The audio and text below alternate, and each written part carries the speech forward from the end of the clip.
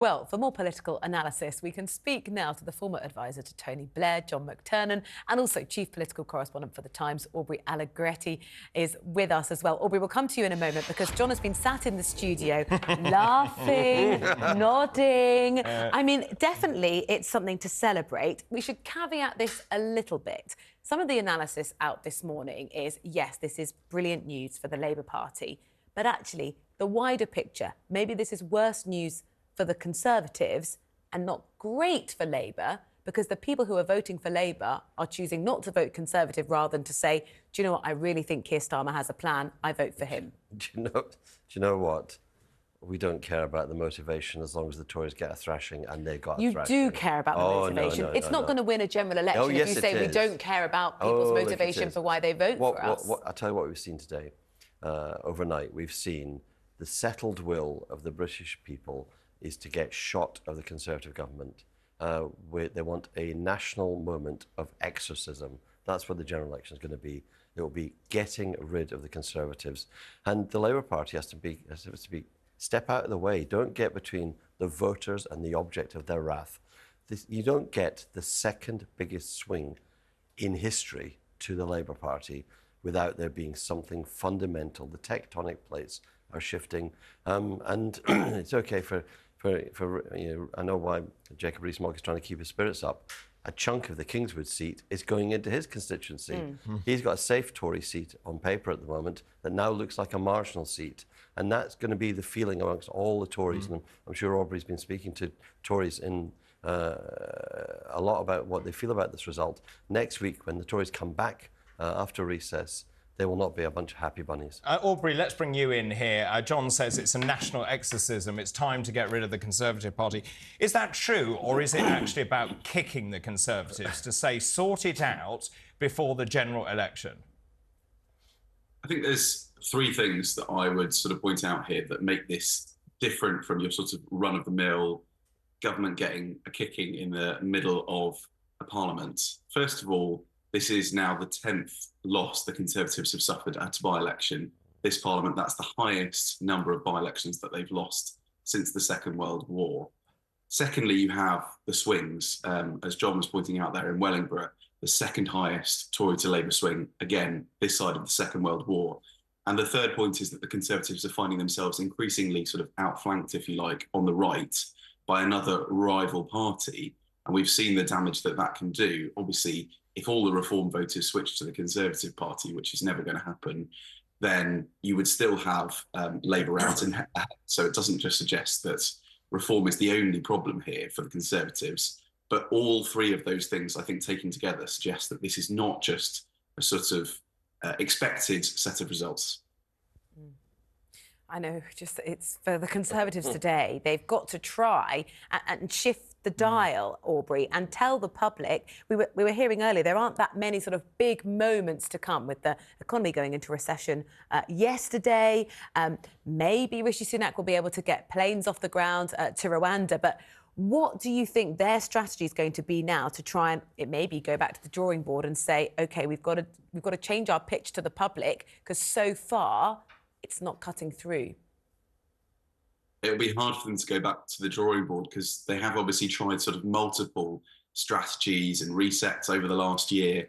Those big moments didn't have the impact that senior people in Number 10 expected, whether we're talking about Tory conference last autumn, the cabinet reshuffle in November, and then the King's speech as well. They haven't really failed. They haven't really managed to move the dial significantly. Now, from what I understand, Conservative campaign strategist Isaac Levido gave this talk to Conservative MPs a couple of weeks ago. He was basically trying to offer them a glimmer of hope, give them a pathway to some sort of success. And his point was that if around sort of a fifth or a quarter of undecided voters pumped for the Conservatives, then they'd close the gap massively and put Labour in hung Parliament territory, which would enable the Conservative Party to sort of make the argument more potently that it was a straight up and down fight between the Conservatives and Labour to try and reduce the risk from reform, and also to argue that by voting Labour, people would be voting for a minority government potentially and all the sort of risks that that might entail. Now, that is the hope, the message that's being delivered to Conservative MPs by the sort of strategist at the top of the party.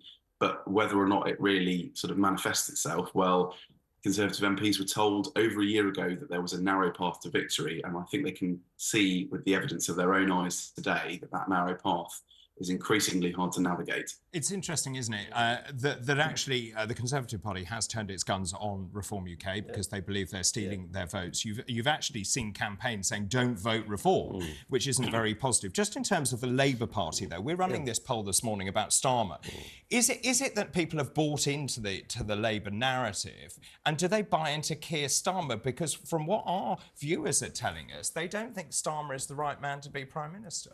Well, what your viewers who choose to vote in a poll on YouTube are telling you, so it's a tiny sample, unrepresentative. The most recent poll in the Times, the YouGov poll that was published yesterday, gives Labour a 20-point lead. Well, in fact, the Savanto poll actually shows the leaders drop from 25 points to 12 points. Yeah, but the Times published the YouGov poll, and the poll of polls... So you like that poll better? No, the poll of polls, because the Financial Times runs a regular poll of polls every day, and the poll of polls shows Labour at 18 to 20 points ahead, and it's been growing slightly since. And this is the issue. Aubrey's talking about it.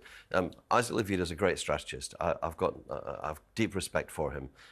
He also, when he told them about there's a way to get to narrowing the gap with Labour, he also said divided parties never ever thrive, and the Tory party are divided. And what happens when you get bad election results like this is people come back in a panic. And the thing about panicking parties lose their discipline. And in the end, if you think about it, the Tories are stuck with two strategies, and you need to have one. They're saying we have to challenge Labour, but actually we have to try and bring reform back. Bringing reform back means appealing to the right of centre voters. Labour have 44-45% of votes in Britain.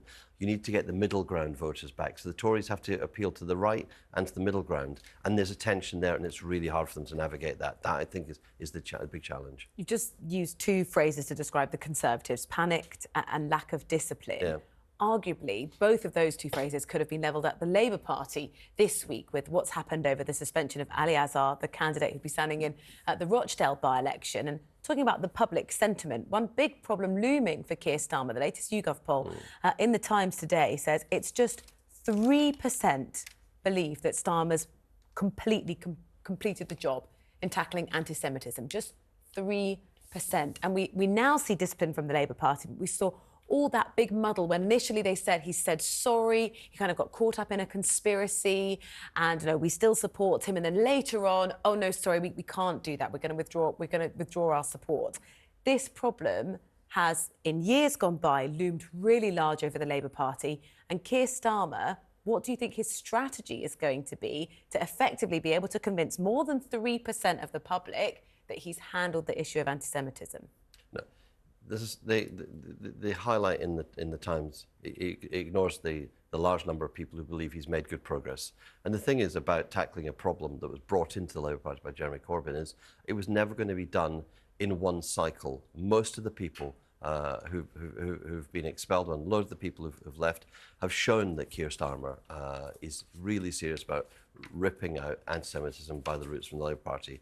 But the issue is, in the end, and I'll come back and comment on the Rochdale by-election, which I think is going to be very interesting, because there are now two former Labour MPs and one former Labour candidate fighting there.